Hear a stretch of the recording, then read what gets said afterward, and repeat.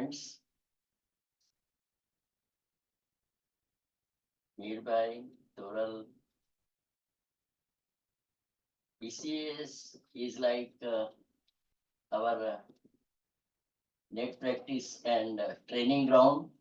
As Toral rightly said, it's always a pleasure coming back again and again to HR, where we got our training under Pradeep Bhai, Anil Bhai, Naik, and the stalwarts.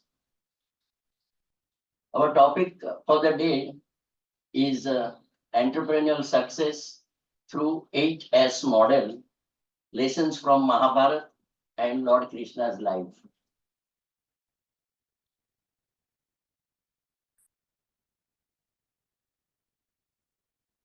We have been listening to the Ramayana and Mahabharata stories from our childhood.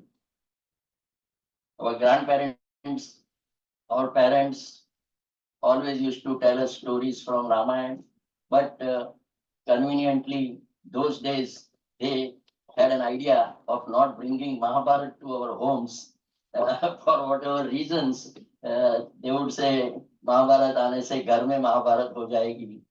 But now things are changing, and I have been trying to connect to Ramayana and Mahabharata as not once upon a time story, but relevant as here and now.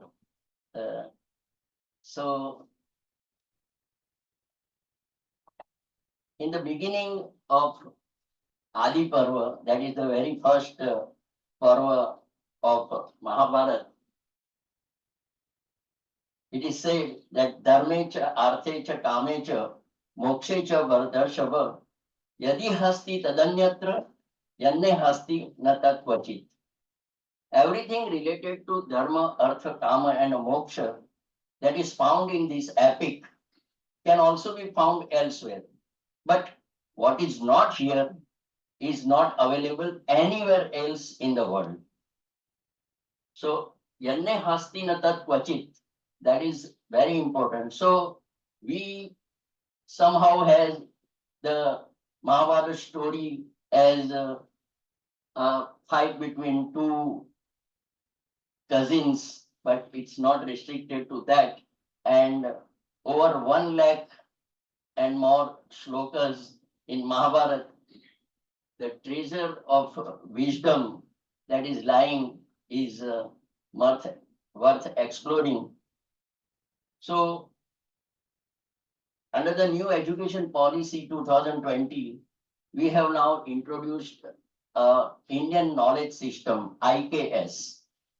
And under that, now students are available and entitled to study any major and minor subject of their choice, not necessarily what we used to have as science, arts, commerce, or engineering or medical.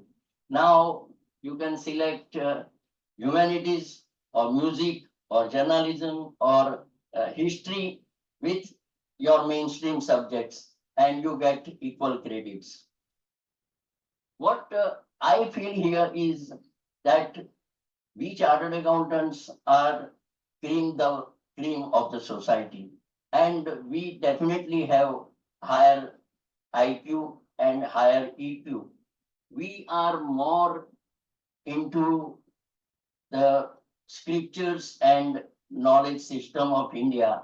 So I'm sure we can be the right resource person, which are very much in demand for this type of course contents, syllabus designing, guiding and counseling to the colleges, independent colleges, and NGOs who are also now entitled to run such type of credit courses for students. So what I have been doing is just connecting dots. As I said, it's not once upon a time story, but those stories and the wisdom or the knowledge or the systems and processes, those are available in Ramayana and Mahabharata or Arthashastra of Chanakya or whatever other our Darshan Shastras. They are not to be taken in isolation, but they are to be related to our lives here and now. We can connect and learn much for our practical experiences and practical, not only in our family life, but also in our professional lives, I would say. And here I am going to try one such model, which I call it 8S model of entrepreneurial and startup success. So when you approach Ramayana or Mahabharata, it's your perspectives, your canvas, and your story. You have to connect dots in a very different way, and you have a different design. So in today's times itself, this news article came that wanted CEOs as storytellers. You have your own story created out of connecting your dots in a very unique and different way. And the same way, the design thinking, that mindset, what we need, also always asks for people centric and focus based studies. So directly jumping to the 8S model, I would go to that entrepreneurial success has this 8S: Sanskar, Shakti or Sankhya, Sanshodhan, Seva, Savir or Sang, that is steering, Samrakshan, Spardha, and Seshachar. What are these? They are not simply the Sanskrit names or translations of whatever corporate or successful models offer. They are not mere translations, I would say, and try to prove that these are the older versions of what we have now in recent times in corporate and in startups and in entrepreneurial success models.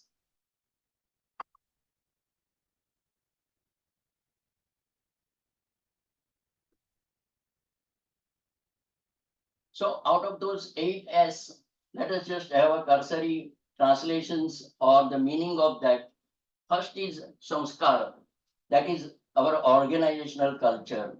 Second is Shakti or Sankhya, that is scalability or the scope of what your entrepreneurship or your startup would be going ahead for and going ahead with.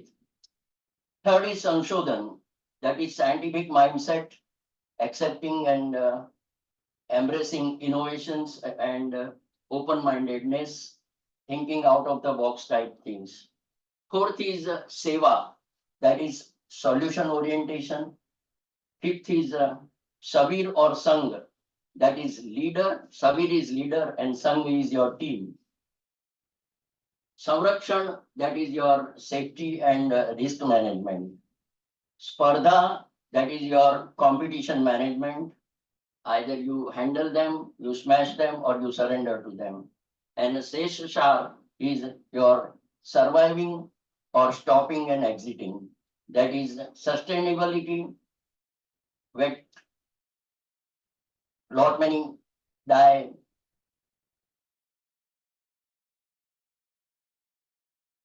In early stages. So how would it work in your favor? So Seshashar, that is what is left, sustained. In 8S model, I would say it is applicable at every stage of the process, whether it be planning, whether it be strategy, whether it be marketing, whether it be realization, and whether it be earning profits and being useful to the society. In next an hour or so, I would try to prove what my hypothesis I said, that these are not merely translations, but 5,000 years before, what Mahabharata taught us, what life of Lord Krishna gave us as the messages, that is more relevant. So when I talk of current concepts, I would not be dwelling much on it. but I will simply list them that these are the concepts where organizational culture or value systems talk about, that you have to have nice core values and your inclusion, your learning growth, humanity, and all ethical things that our organizational culture would expect to have in corporate lives or in any other endeavor. When I talk of organizational culture or value or samskar or satvashilta, suchita in Mahabharata times, I'm going to narrate stories and stories and stories all through. Though you may be probably aware about them in a cursory way, but we will connect the dots in this 8S model, how they fit into it. So Yudhishthir, as he is known as Dharmaraj, and all the Pandavas having their own value systems, the whole life they lived. How many times they went into Vanvas? They were born in one, they again went into forest, then exile, then after even winning the Kurukshetra war, ultimately their lives were ended into Himalayas and Vanvas. So all the difficulties and troubles that Yudhishthir or Arjuna or for that matter Pandavas had, they never let go or discounted their value systems. We all know that Draupadi was disrobed in youth sabha by Dushasan, Karna, and Duryodhan. She was humiliated, insulted in presence of Bhishma, Drona, Dhritarashtra, the king, as Mirbai said, though a blind one, and infatuated with his own aham and mama, not letting his son do the right things, but allowing him to misbehave. So after going into Vanvas, as per the conditions and the stakes that they put, they lost and they were to go to forest. There was one debate with Bhim that as per the interpretation, months can be treated as years. So 12 months should be treated as 12 years, and 13th month in exile, Agyatwas, and then after 13th month, we should fight back. We should not wait for 13 years. But as Yudhishthir would be, he would say, no, when I put my stakes and I lost, I had 13 solar years in my mind.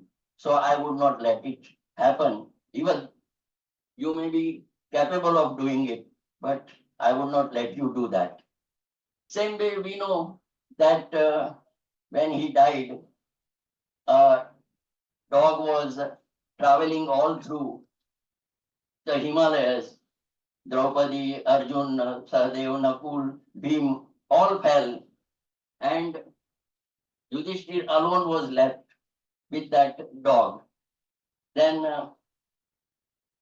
the god of death, Yama, comes and says, here I am to take you with your living body to the heaven, but I will let you in only if you are alone.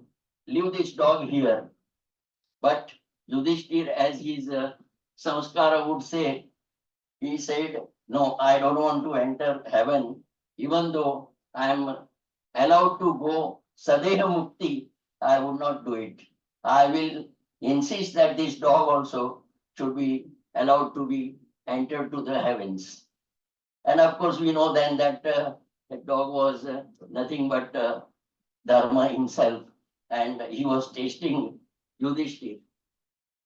The same way, another example from Mahabharata is very famous Yaksha Prashna, when without answering the questions of Yaksha, when all four brothers other than Yudhishthir died because they disobeyed the order of that Yaksha and drank the water of that pond, and they died.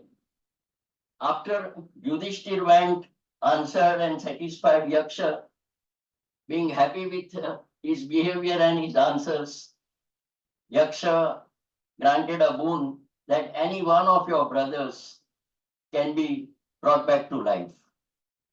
And without hesitation or a second thought, they are into forest, they are into readiness and preparing for fight.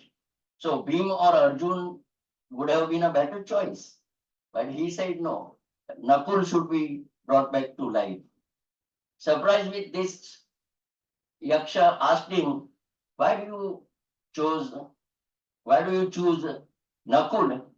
He said, I had two mothers, Kunti and Madri. Kunti's son, that is me, I am alive. But Madri should also have one son, alive, and that's why I would like Nakul to be brought to life. So this whole organizational culture or his behavioral culture or his value systems, all throughout, we can see in the life of Yudhishthir. But it's not only Yudhishthir that is observing, or he has stuck to the organizational sanskaras. Even Arjuna also has shown that quality of refinedness. I will give you two examples. When he was a dance teacher in exile as Brihannala, that is, and he taught King Virat's daughter Uttara the dance and music. When they were revealed their identities, Virat offered that Arjun should marry to Uttara, and Arjun immediately denied that offer, that no, Uttara has been my Shishya, she is my disciple, so as a guru, I would not marry her. And then he offers his son Abhimanyu in marriage to Uttara. And then Abhimanyu and Uttara are married. The same way, when Arjuna in exile goes to heaven, that is to Indralok, he is the son of Indra. So he goes there to get some weapons and other things. So there in heaven, Urvashi, the Apsara, offers him that Arjun should satisfy him sexually and they should have pleasure time. Arjun says, you being the consort and the companion of my father Indra, you are a motherly figure to me, and I can't do what you want there. And being so angry with this denial, Urvashi curses him that you will be a Napusang for 1 year, and that ultimately comes out as a boon when he hides himself as in exile as a dance teacher, as Brihandala, as I said. So Arjun is definitely equally, a person who is wedded to his values. Another example, obviously, we know in the very first chapter of Bhagavad Gita that he very humbly asked Krishna that Shishyasteham Shadimam Tvam Prapannam. I am your student, please guide me. I am clueless what to do.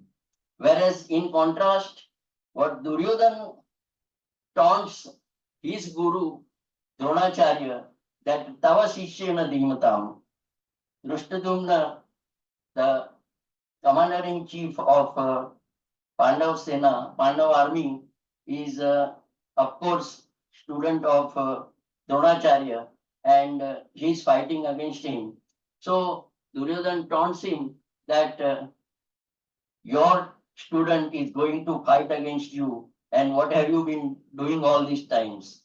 So Duryodhan is taunting, whereas Arjun is surrendering in a very humility, with all humility, he tells Krishna to guide him.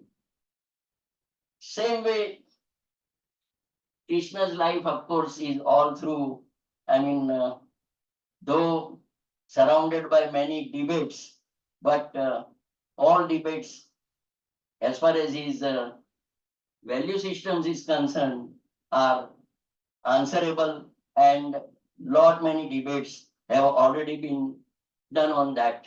So this samskara culture, what we might be talking in current corporate scenario, that we should have our ethical systems, we should have environmental awareness, we should have social responsibility, we should have employee benefits, and all those things where your value systems come in place. I think it is not the recent 100, 200 years of philosophy that has evolved out of necessity, but this is 5,000 years back wisdom that has been ingrained in our lives by Krishna and Arjuna and Yudhishthir, that is Mahabharata, that taught us how a kingdom can be run with all value systems. The second S is Sankhya, or the scalability.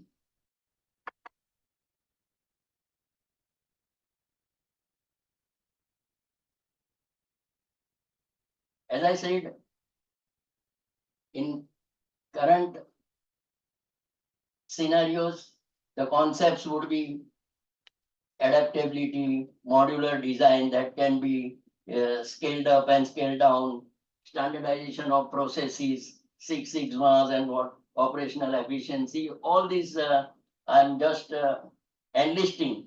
But what scalability is been to Mahabharata, I would go with two of the startup situations. When after the burning in Varnavat, the wax house, when they came out alive, they were supposed to be Yuvraj and kings of Hastinapur. But Dhritarashtra and Bhishma and Duryodhan somehow influenced them that to avoid the family clashes, the kingdom should be divided into two. That is, one is Hastinapur and another was given as Khandav forest, where they burned the whole forest and created their own city of Indraprastha. So that was a city in building. How a Nagar Nirman happened, that's a very nice story. But this is where I would say the Krishna, the guide, asked him to agree to Khandav also, because he smelled and he realized the scalability and possibility of making a nice city out of nothing. शून्य में से surgeon हो सकता है, वो बात कृष्ण को मालूम थी, और इसलिए उन्होंने ये कबूल करना गाइड किया, एडवाइस किया. उसी तरह when Yadavas were troubled in Mathura by 17 times invasion of Jarasandh, the whole city life, whole civilian life was getting disturbed. And that's why Krishna at the 18th invasion preferred to be Ranchodrai. He ran away and he migrated the whole Yadav clan to Dwarika and created a city, and it's called Suvarna city. When we say Lanka was a Suvarna city, Dwarika also was a Suvarna city. So that means the city which they built was very powerful, very rich, very prosperous. It was the safest with its port, other things. It had wonderful business opportunities. And the best part was that it had its military navy first time in India. Military navy and business navy in times of Krishna, with Dwarika being nearest to the sea shore, was the best possible thing that these two startups had in Nagar Nirman of Indraprastha and also in Dwarika.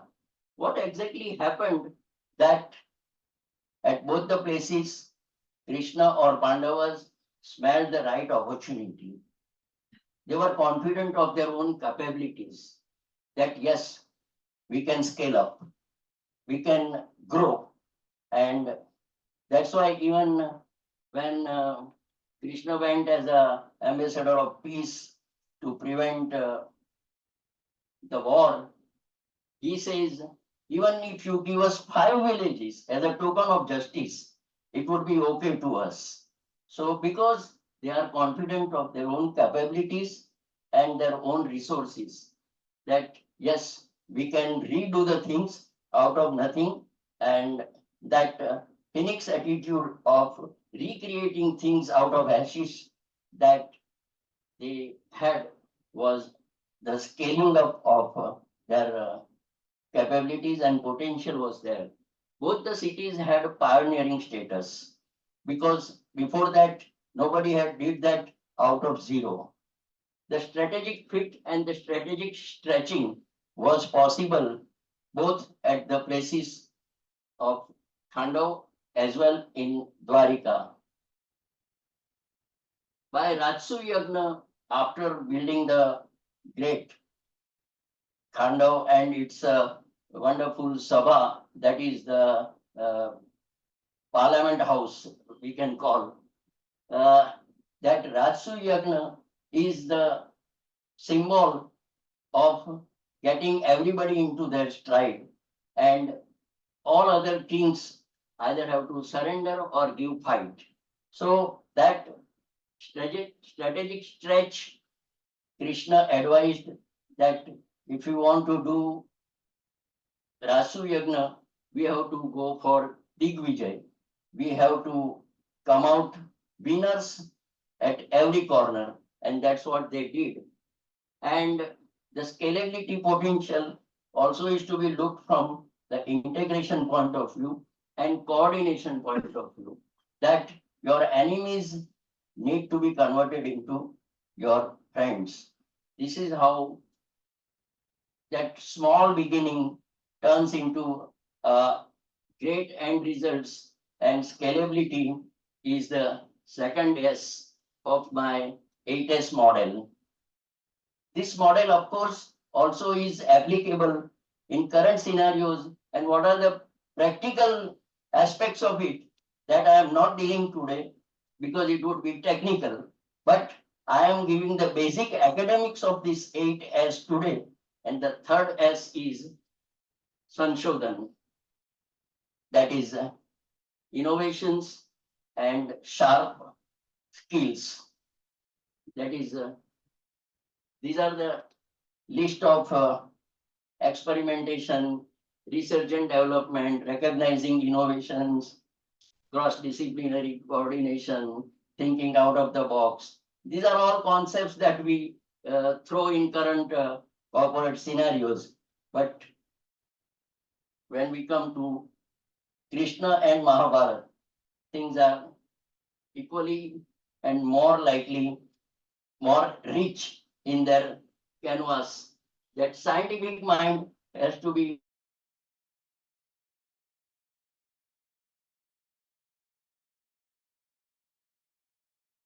observant, curious, accurate, objective, goal-oriented, and mentored. This should be the scientific mind. And the innovations that are required must be empirical, objective, ethical, systematic, explorative, reliable, predictable, replicable, and controlled. We can avoid narrations of all this and straight go to the innovative approaches of Krishna's life. Krishna's life from birth and childhood has been a very innovative. Everybody generally is born into maternity home, he is born into jail. Everybody has their father and mother, he has to go to a foster father and foster mother. Nanda and Yashoda are their Palak, Mata and Pita. So from childhood, he has a different situations, but without complaints, he goes and makes it a positive in his life. That his innovative approach is immediately seen firstly in lifting the Govardhan hill, where he stops Indra Puja, which is customarily a ritual. You can bring some additional change in lives, but unless you have the command and love of people, you can't change the rituals. आज भी रूढ़ी परंपरा को बदलना बहुत कठिन है. But Krishna did that and invited the wrath of Indra and the heavy rains, but he salvaged the situation, he rescued all, but then everybody started Govardhan Puja instead of Indra Puja. This is something innovative, that Govardhan, that is if your cows are being groomed and are getting the best grass here at Govardhan, why worship a god who you don't have to attend to, you don't have ever seen? And that's how he does that with Govardhan Puja. Another, as I said, escaping on the 17th invasion of Jarasan and running away from the battlefield and becoming a Ranchodrai, agreeing to be defamed as a coward possibly, that वो भगोड़ा हो गया, भाग गया, रण छोड़ के गया, and that's why he is called Ranchodrai. That also is an innovative approach, but when I come to smashing the competition, I will talk about it more. Same way, in giving Sudama a gift without his knowledge, without demeaning him, without making him suffer from inferiority complex, and enjoying his poha or tandur and giving him the riches. That was also a very innovative approach. Same way, his marriage with Rukmini was also a very unique thing, that Rukmini wrote probably the first love letter of the world, that she wrote to Krishna that I have heard about you and I have started loving you. So you come and kidnap me. That was the invitation, and Krishna married Rukmini with all odds against Rukmi, her brother. Same way, Subhadra's marriage with Arjun also has a unique, innovative approach. In his weaponry also, Sudarshan Chakra, you would have seen that very few, or rather nobody else has expertise on that Sudarshan Chakra as a weapon. So this is also a very unique and innovative approach that he has in his weaponry expertise. Krishna's role in Mahabharata war, lot of innovative and out of the box things that he has done. Same way, though being a god, his departure from this planet, being so simple and being so unusual, uh, he's been killed by a hunter and he agrees to them. So these all examples are just Krishna's ability to think innovatively, adapt to the complex situations, and employing innovative and unconventional methods. This is what I would say the innovative approach Sanshodhan calls for. The fourth S is Seva, that is service mind, service orientation or Seva orientation, that you are not here to make only profits, but you are here to serve the society with your products, and profits are a byproduct.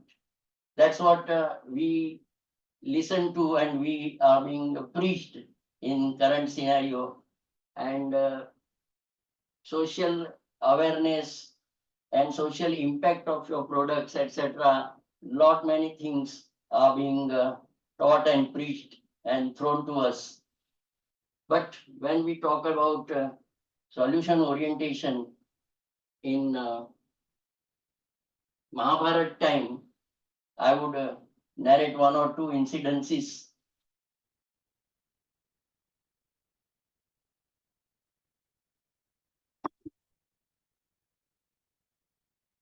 The first one is in Sabha Parva chapter 5, where at the coronation of Yudhishthir at Indraprastha, that is newly built parliament and Sabha, before the Rasu Yagna, sage Narad comes and he asks a lot of questions to Yudhishthir.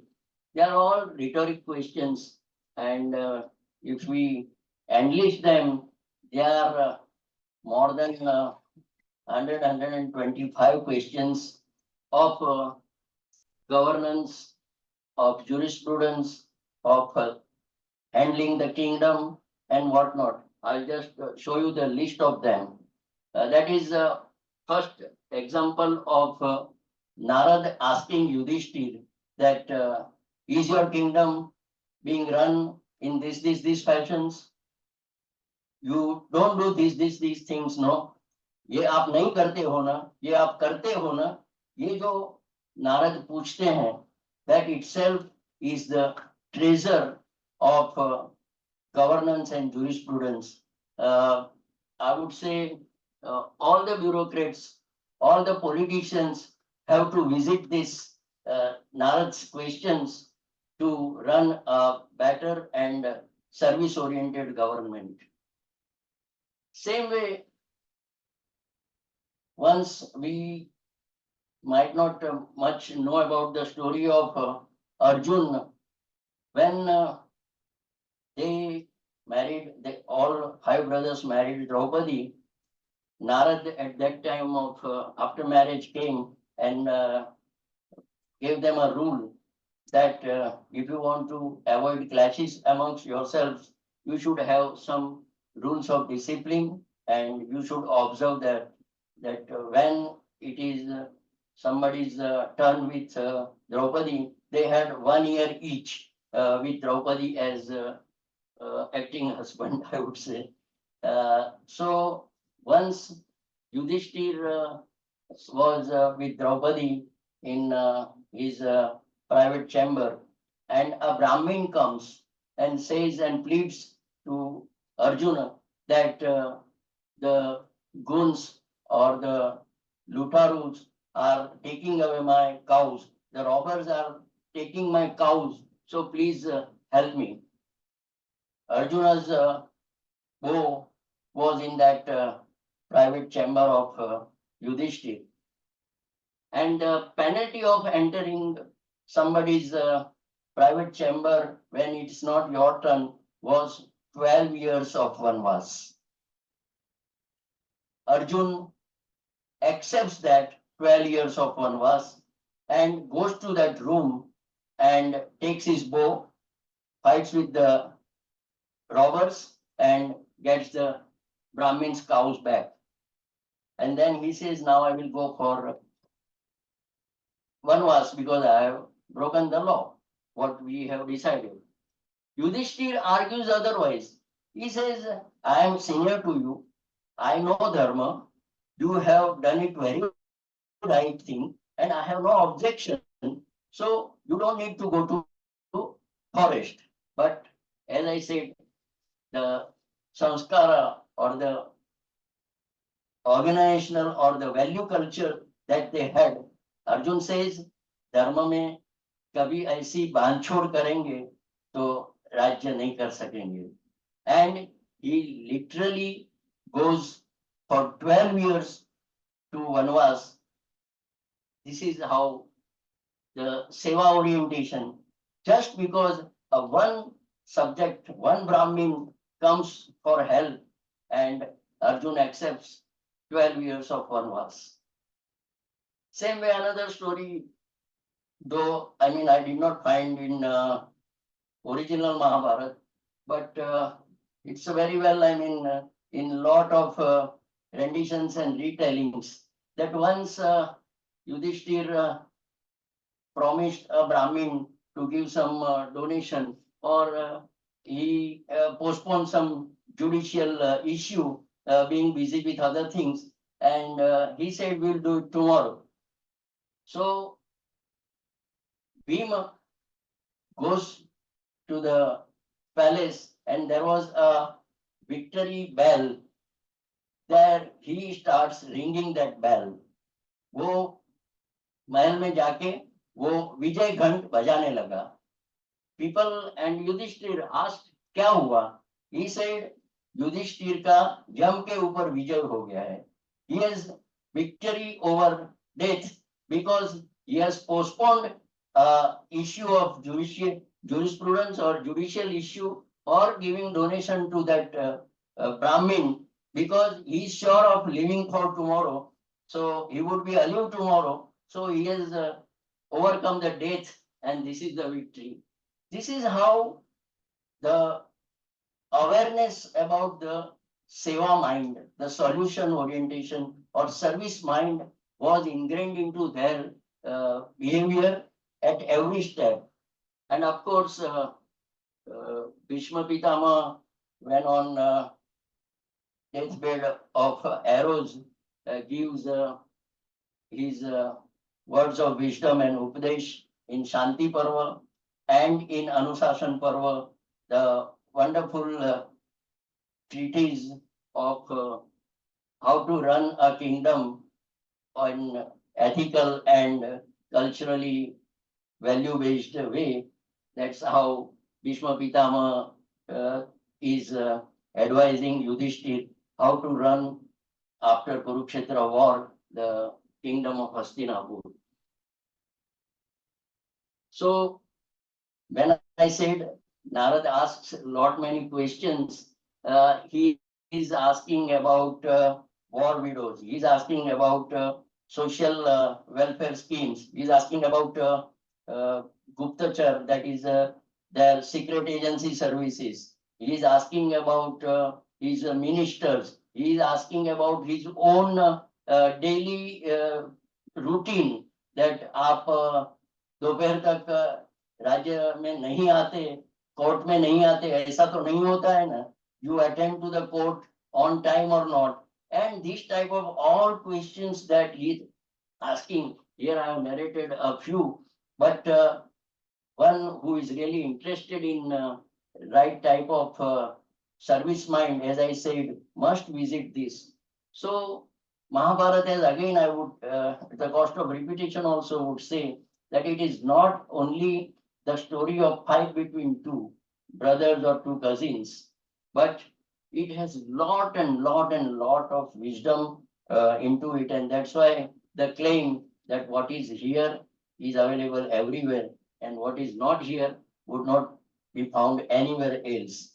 The fifth S, if we proceed to, that is Savir and Sangh, that is your leadership and your team.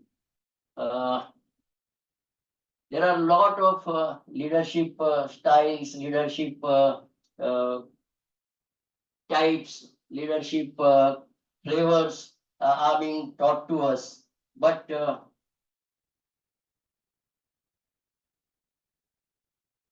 when we go to Mahabharata, I would say Krishna had led three great communities. One is the Gopalaks, another is Yadav, and third was Pandavas. He was mentor and guide to all these three. In Gopalak, that is in Vrindavan, Gokul, he did that with Sneha and Samaj, that is love and understanding. With Yadavas, it was Samarthya and Samruddhi, that is prosperity and power. And with Pandavas, he did it for Dharma Samstapana, that is Sanskruti and Satya Shakti. This is how he led these three big unions where their constitution, their cultural background, their economic backgrounds are not that important.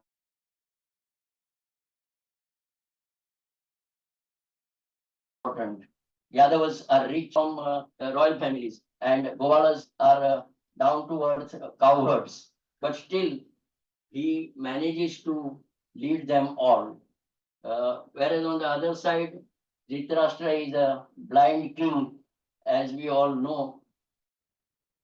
Another leadership quality and motivating the team we can see in Mahabharata war, where Krishna guides Arjuna to fight back, whereas Shalya, the charioteer of Karna, insults him, humiliates him, and demeans him at every step, and he demotivates Karna that he cannot fight, he cannot win, whereas Krishna motivates in a very different way. So Krishna to Arjuna is absolutely poles apart from Shalya to Karna, or I would say even Jambuvan to Hanuman is an example in Ramayana, though, that when Hanuman is diffident, Jambuvan tells that no, with this 100 yojan, 100 miles of this ocean, you can jump at one go.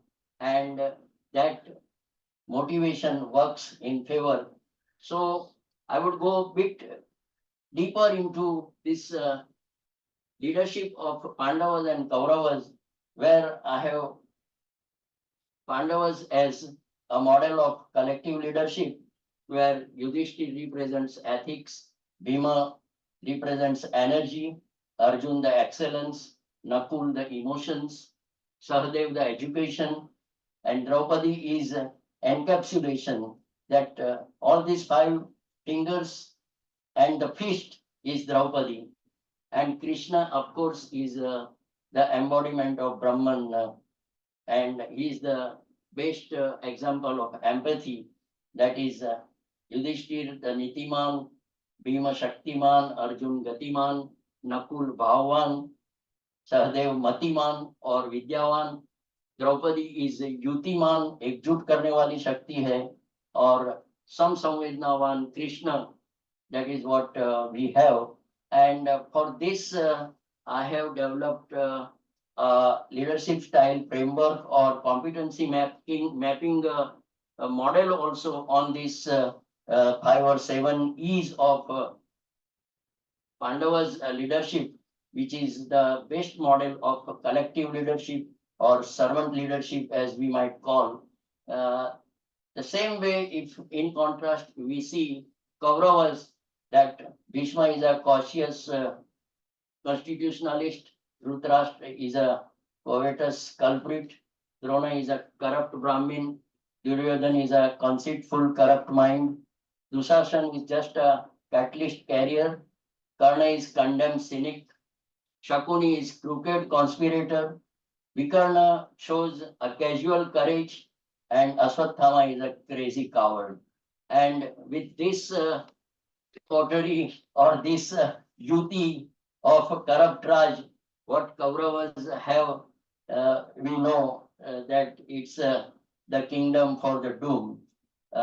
Krishna's leadership, again, if we say, technically, he is not a king, but he is a kingmaker because he is a leader without title.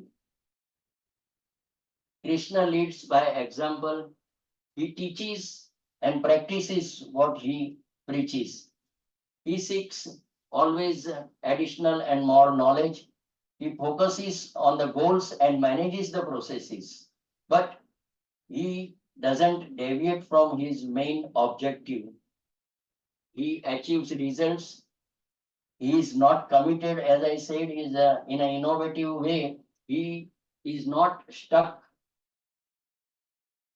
or bound by the old ways. He always comes out with via way and gets his things done, and he walks the talk. If we see what are the strategic or leadership decisions that in war Krishna took or make Pandavas take, are lot many, but if we illustrate a few, that Yudhishthir goes and asks for the permission of Bhishma that I want to fight against you, please bless me. At the beginning of the war, this was happening and everybody was surprised that whether Yudhishthir is going to surrender or what. The same way, seeking of blessings, asking the Kaurava seniors for their own defeat.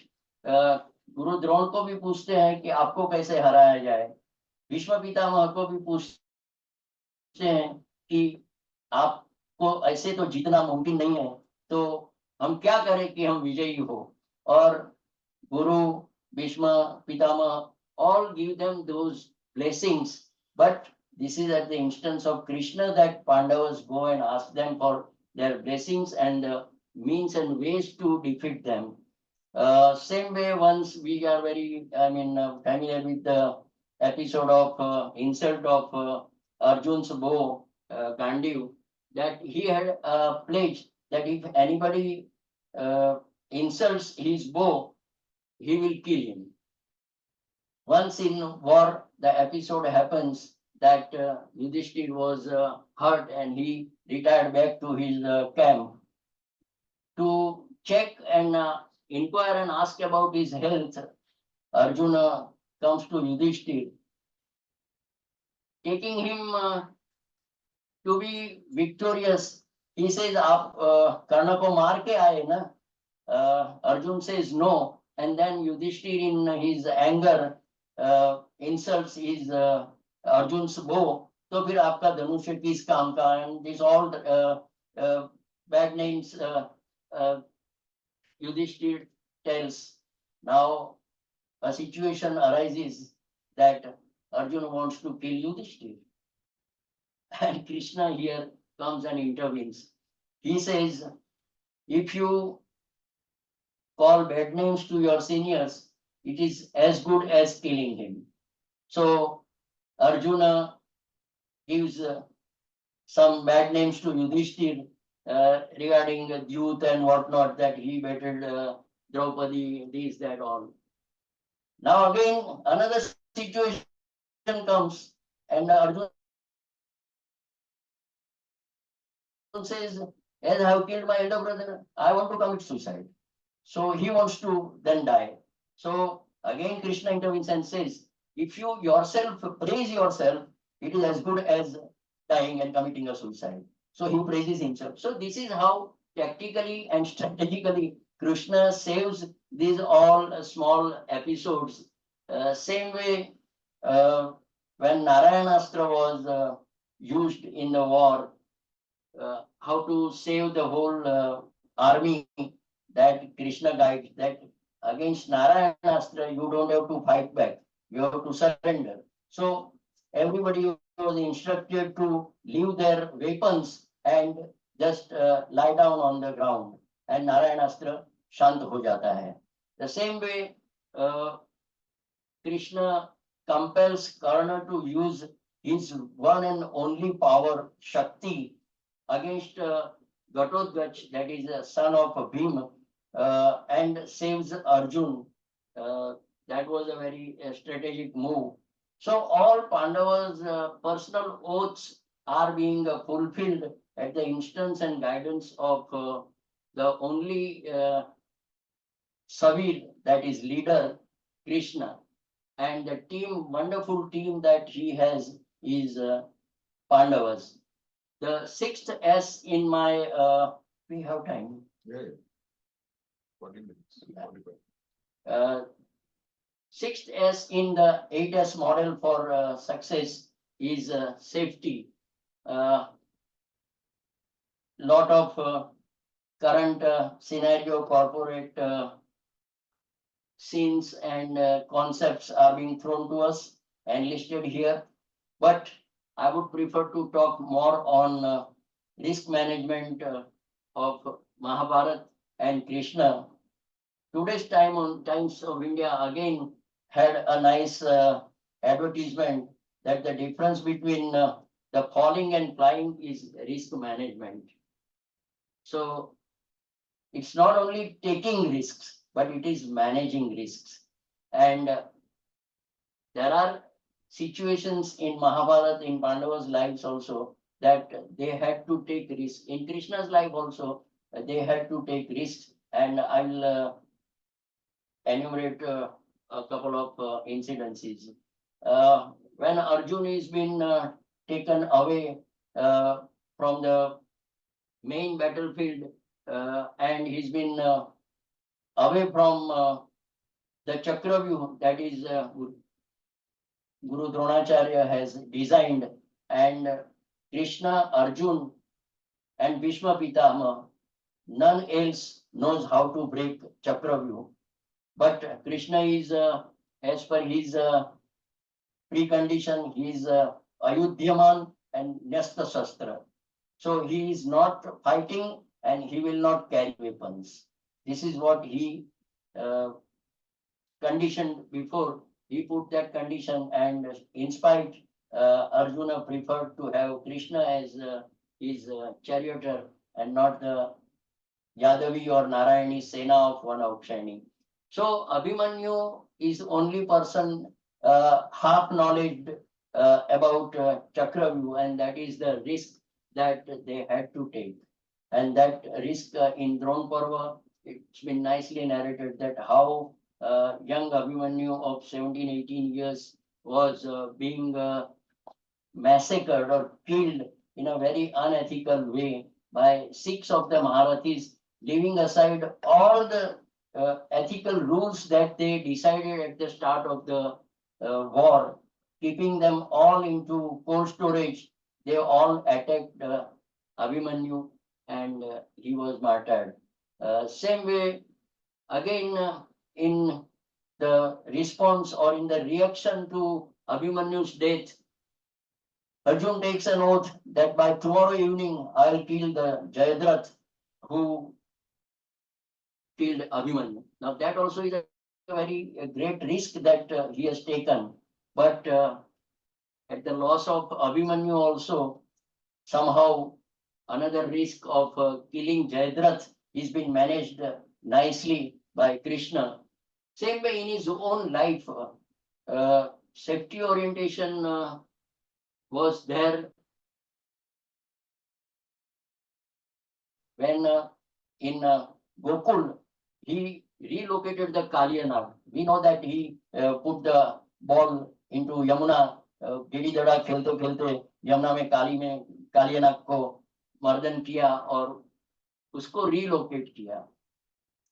But at that time of Khandav Dahan or constructing of Indraprastha, he exterminated all the Nagas.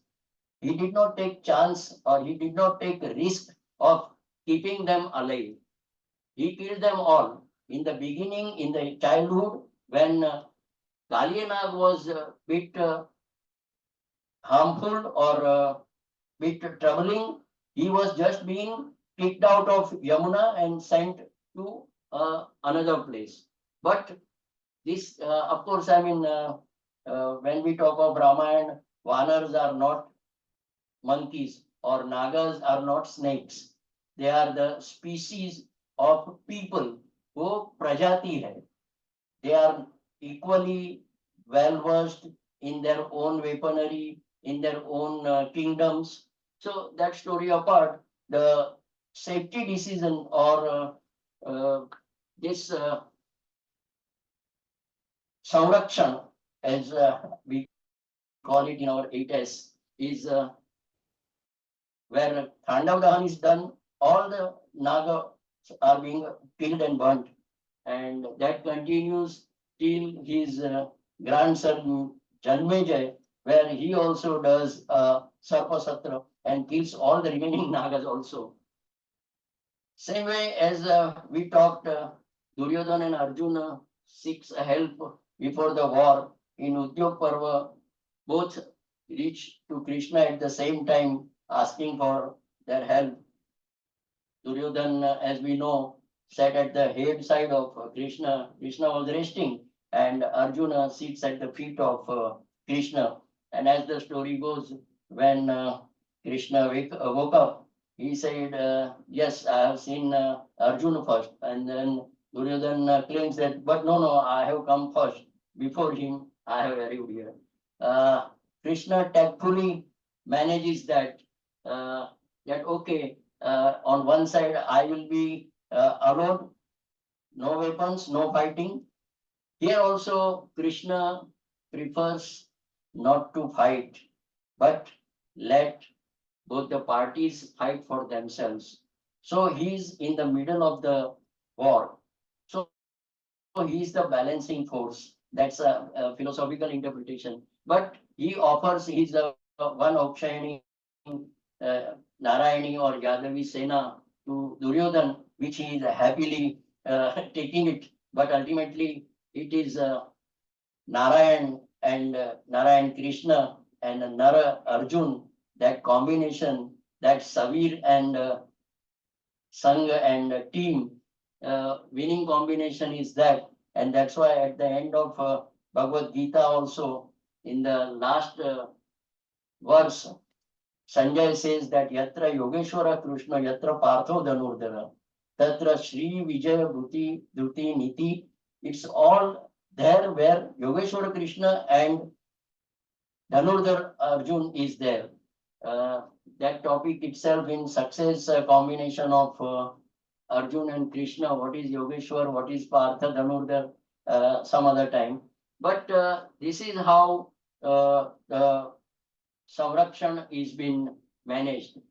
Seventh S of our 8S model is smashing the competition, that is Spardha, or Samar, that is war, or Shastra. All these competition management concepts in current scenarios for startups, for corporates, for entrepreneurial success are being thrown to us. But if I talk about smashing the competition in Krishna's life, I would say, and I will talk about Kamsvad, Kalyavan Vad, Jarasangh Vad, Shishupal Vad at the time of and before the Rajsuya Yagna, Narkasur Vad, and marrying of 16,100 wives. Krishna Vishti is another weapon in his armory, that he wins the war without fighting the war. And another interpretation, what I find here is that Krishna knows where not to fight. And that's why in Draupadi Swayamvar, he prevents all Yadava prince not to take participation. And he also does, he goes as a visitor, but he is not a claimant of Draupadi.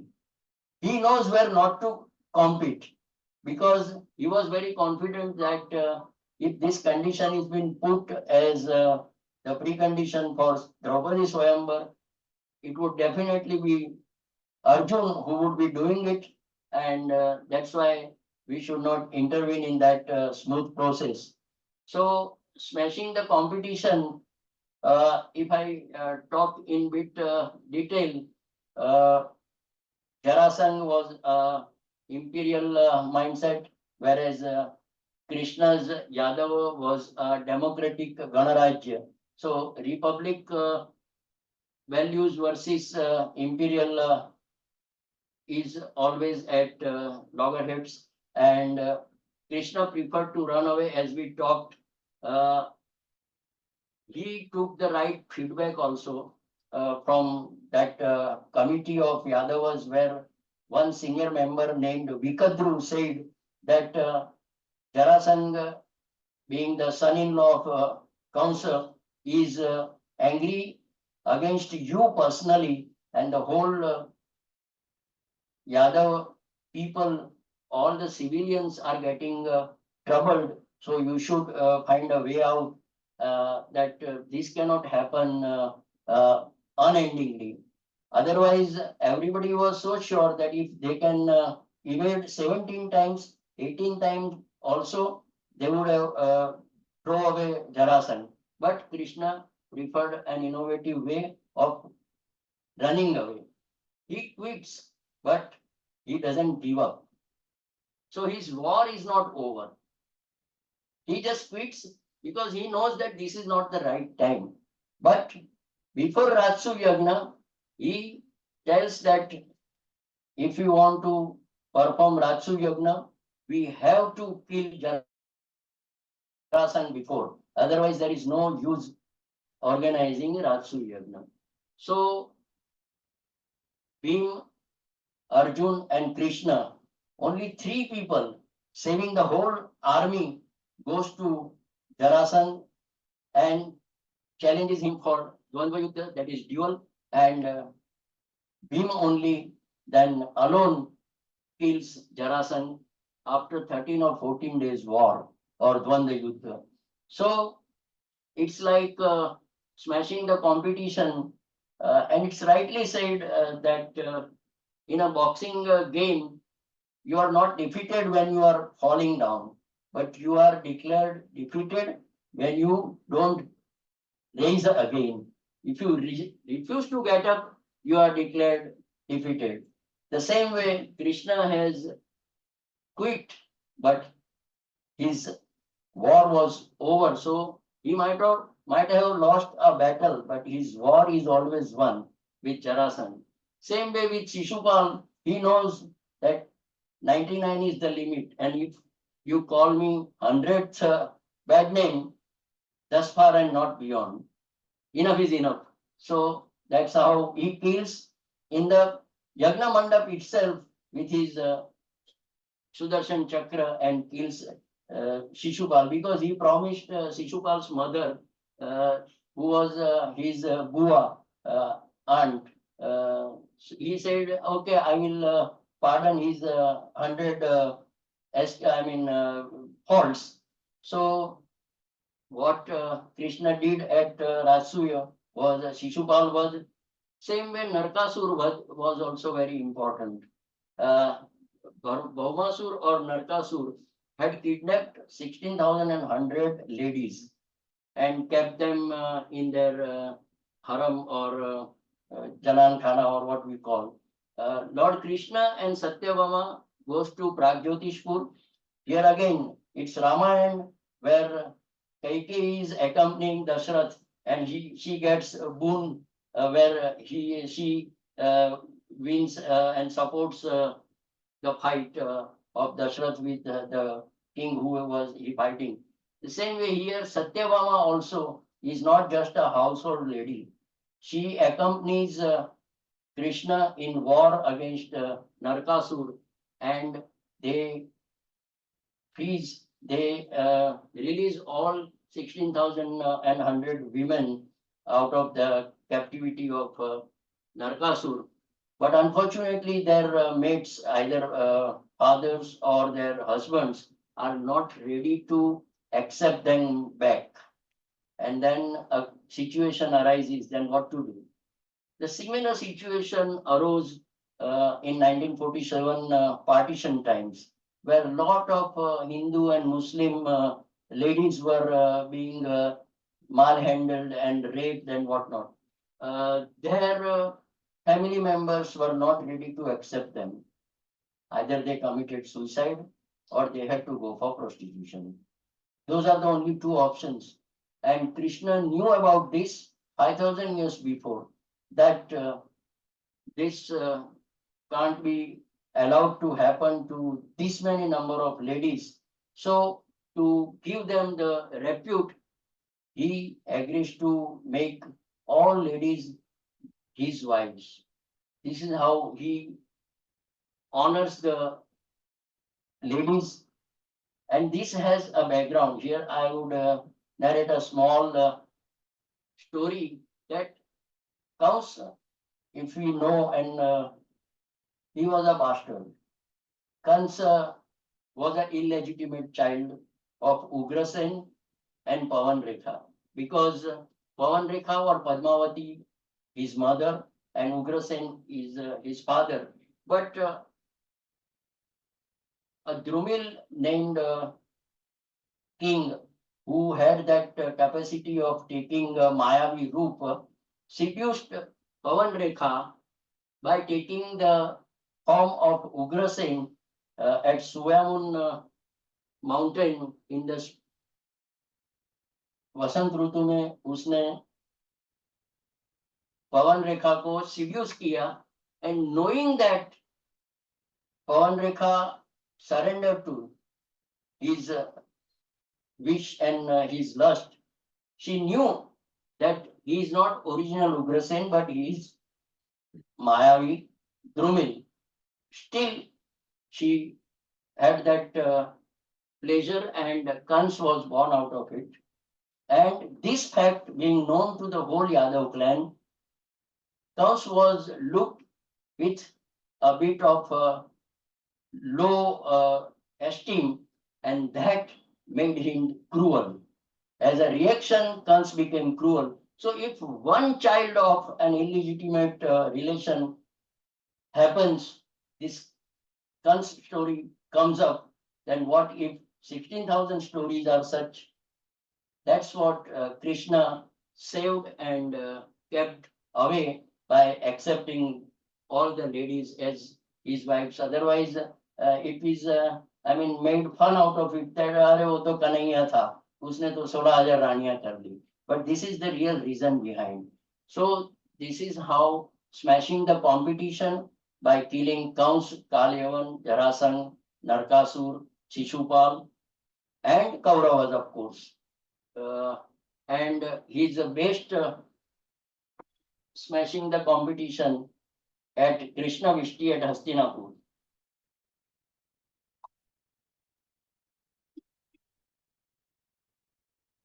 In the art of war, Sun Tzu rightly says that strategy is the art of general.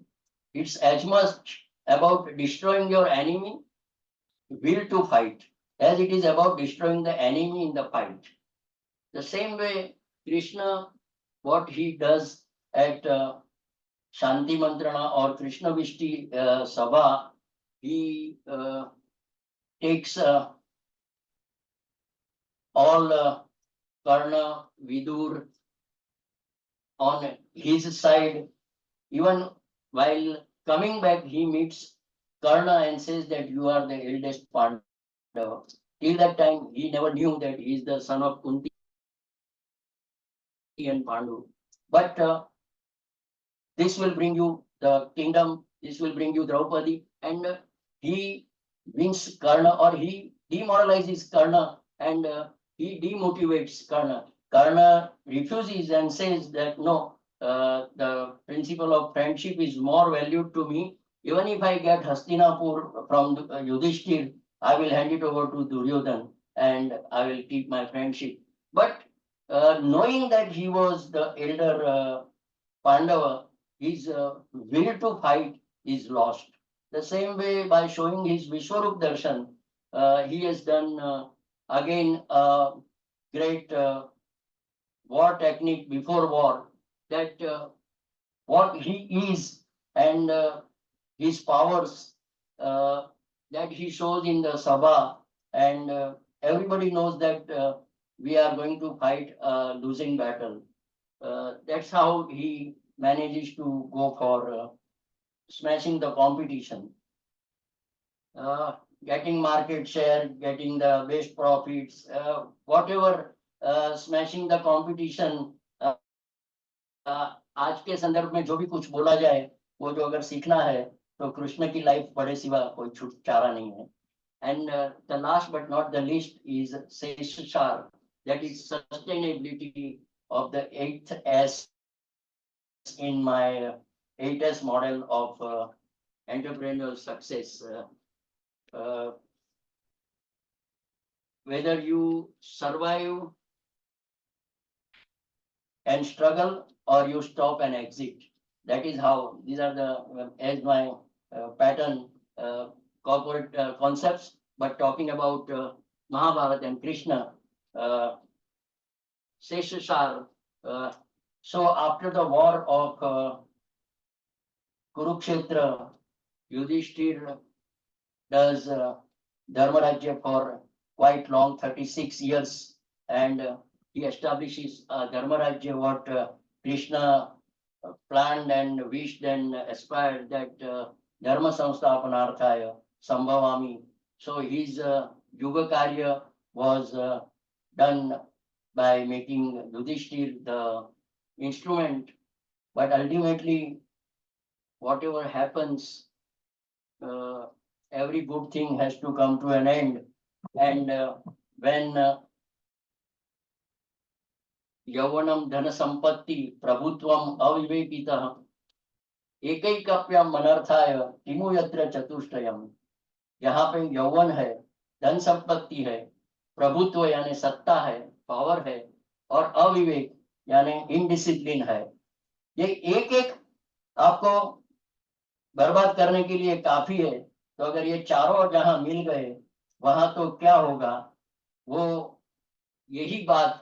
The same thing happens with Dwarika, and same thing happens with Hastinapur, that Yadavas become unruly. They don't observe the strict rules of prohibition, दारूबंदी के rules सब छोड़ छाड़ के, because of यौवन, धन संपत्ति और सामर्थ्य आने से अविवेक तो आ ही जाता है.